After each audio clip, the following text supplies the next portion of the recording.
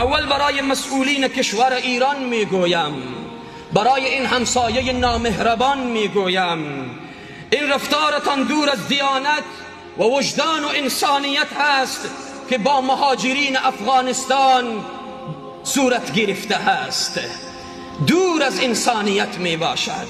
حالا مسئله دیانت یک طرف، دور از انسانیت هست که تو یک مرتبه هزارها مهاجر را اخراج کنی و هزارها افغان با عزت را بخواهی بی عزت کنی.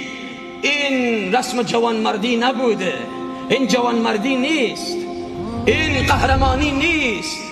این که تو قدرت خود را به ما نشان بدهی، این قدرت نمایی هم نیست. ملتی که یک عمر در کنارتان بودن، مهاجرینی که کشورتان را آباد نمودن، مهاجرینی که اگر توهین نمودید، تحقیر نمودید، لطوکوب نمودید، صدای خود را نکشیدن چون مظلوم و مجبور بودن، امروز تو میایی با بیعزتی اینها را میکشی. این را بدانن مسئولین همسایه نامهربان که این روز به سرشان خواهد آمد.